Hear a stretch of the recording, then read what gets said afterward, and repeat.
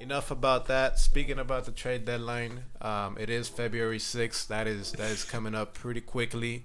One star I do want to bring, a couple stars actually that I do want to bring up. That might be pretty interesting for the February 6th. Very. Is DeMar Derozan, Andrade. What's up? There's a lot of rumors going on. With DeMar There's DeRozan. always rumors in the There's NBA. always stuff going around. But I think My boy Adrian, he's got it covered. But I think this has it's Woj season, prime time.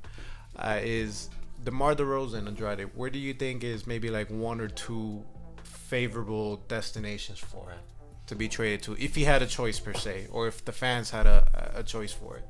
All right, in my opinion, the best destination for DeMar DeRozan, I thought about it. I didn't think about it too much because honestly, it just kind of popped in my head, and I was like, it makes sense. Mind you, just heads up, guys. Disclaimer: I'm not thinking too much about the fiscal factors and the contracts and stuff like that. Sometimes we do take that more serious, but right now this is just more like a fantastical kind of trade scenario.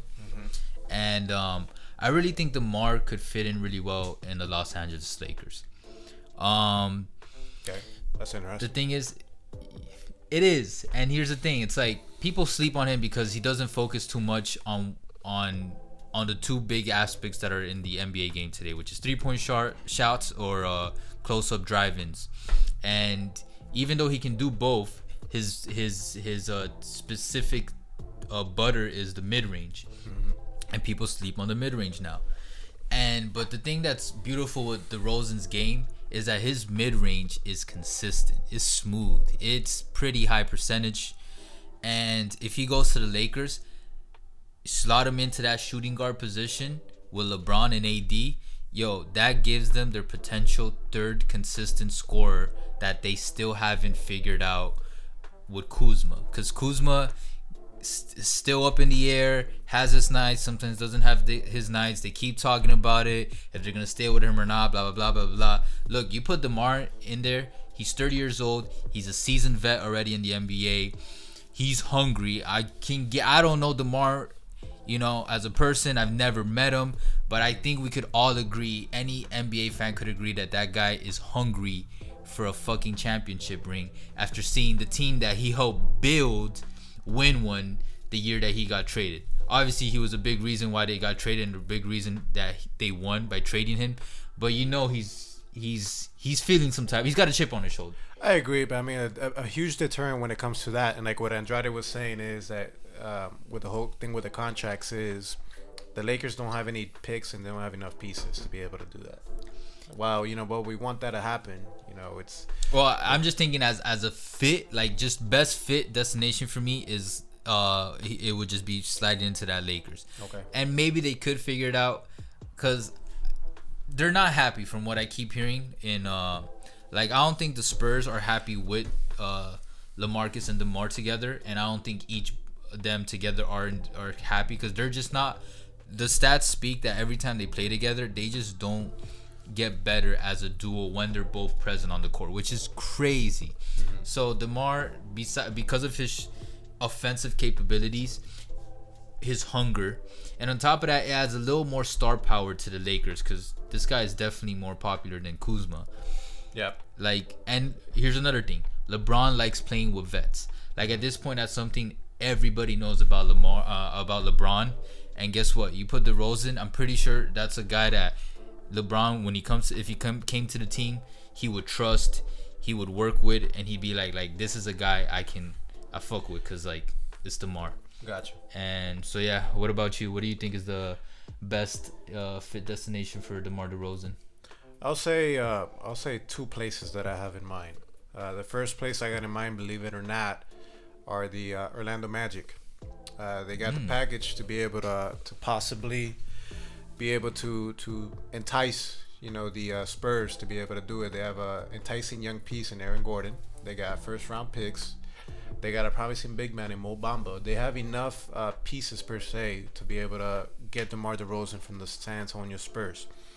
Second thing right now is Orlando's not going to be a destination for premier free agents to sign there. Because, look, man, let's be honest, man. Since Dwight Howard left, man, the Magic have been like a shit show.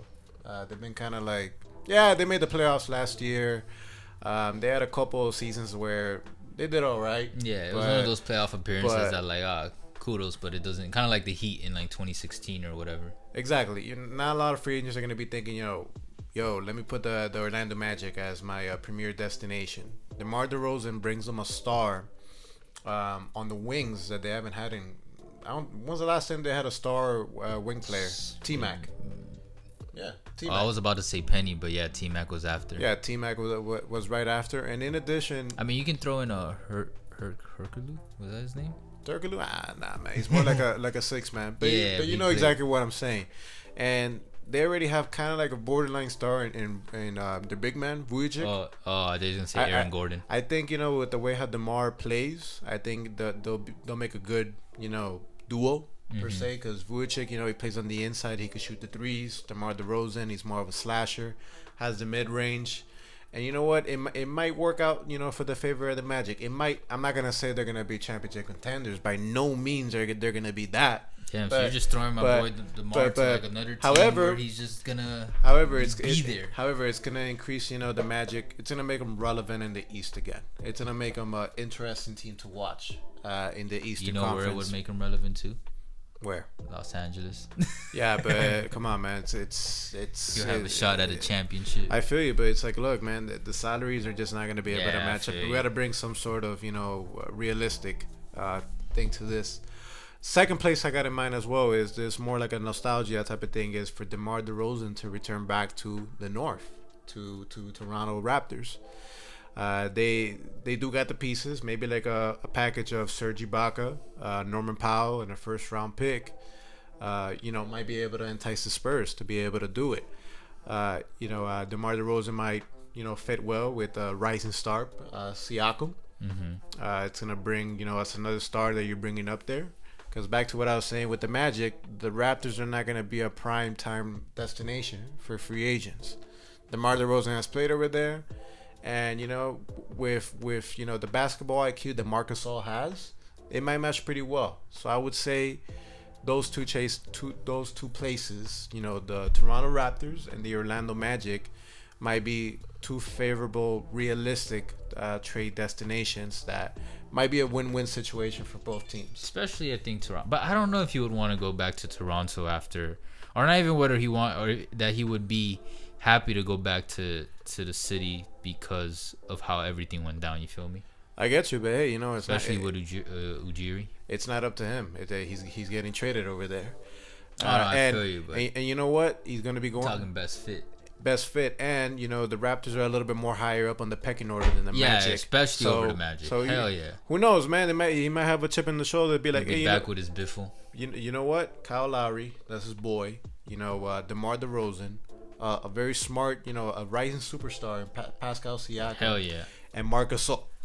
They might be a legit threat in the East. Who knows? We'll see about that.